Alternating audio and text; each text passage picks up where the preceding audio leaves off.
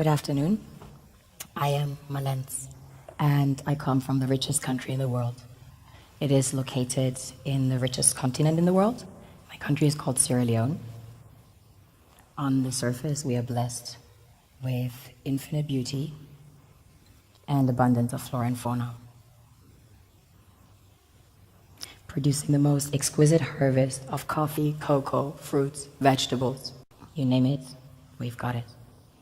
We also have diverse wildlife and vast marine resources, and waterfalls and rivers that run into the most beautiful beaches. The land is golden, literally, a true paradise. We have a very strong cultural heritage. In fact, Sierra Leone had the first sub-Saharan university.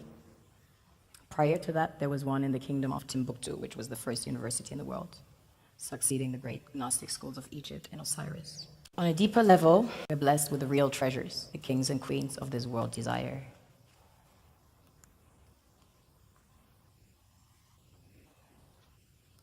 This was the largest alluvial diamond ever found.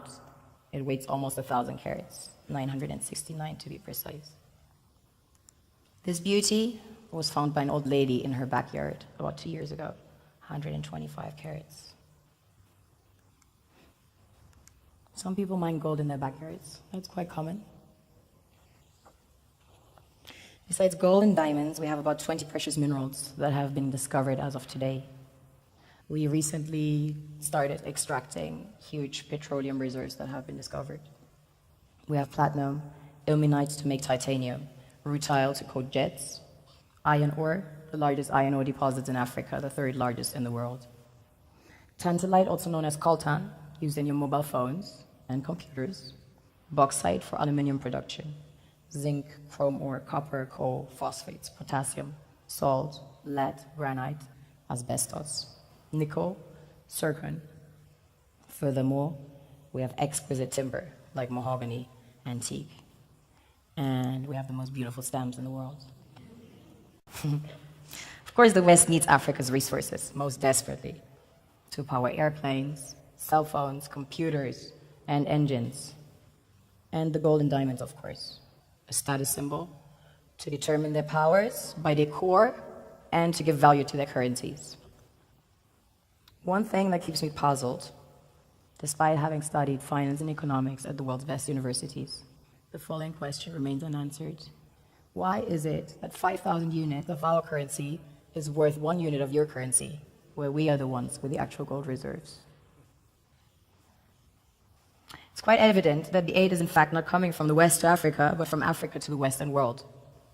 The Western world depends on Africa in every possible way, since alternative resources are scarce out here. So how does the West ensure that the free aid keeps coming? By systematically destabilizing the wealthiest African nations and their systems, and all that backed by huge PR campaigns, leaving the entire world under the impression that Africa is poor and dying and merely surviving on the mercy of the West. Well done, Oxfam, UNICEF, Red Cross, Life Aid, and all the other organizations that continuously run multi-million-dollar advertisement campaigns depicting charity porn to sustain that image of Africa globally. Ad campaigns paid for by innocent people under the impression to help with their donations. Well, one hand gives under the flashing lights of cameras, the other takes in the shadows. We all know the dollar is worthless, while the euro is merely charged with German intellect and technology, and maybe some Italian pasta. How can one expect donations from nations that have so little? It's super sweet of you to come with your colored paper in exchange for our gold and diamonds. But instead, you should come empty-handed, filled with integrity and honor. We want to share with you our wealth and invite you to share with us. The perception is that a healthy and striving Africa would not disperse its resources as freely and cheaply, which is logical. Of course, it would instead sell its resources at world market prices, which in turn would destabilize and weaken Western economies, established on the post-colonial free meal system. Last year, the IMF reports that 6 out of 10 of the world's fastest growing economies are in Africa, measured by their GDP growth. The French Treasury, for example, is receiving about $500 billion year in, year out. Foreign exchange reserves from African countries based on colonial debt they forced them to pay.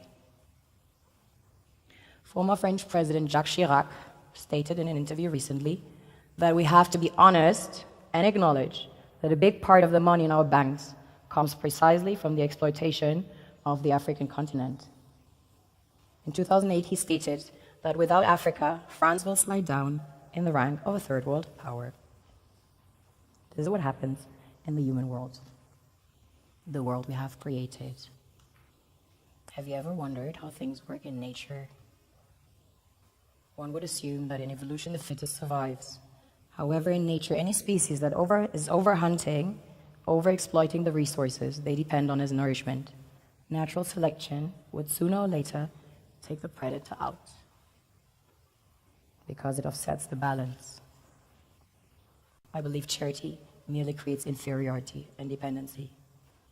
I want to serve as a bridge between two worlds I call home, to facilitate a fair exchange between two contrasting worlds that become powerful once balance is reinstalled. It's not about charity, it's about charity. Thank you for listening.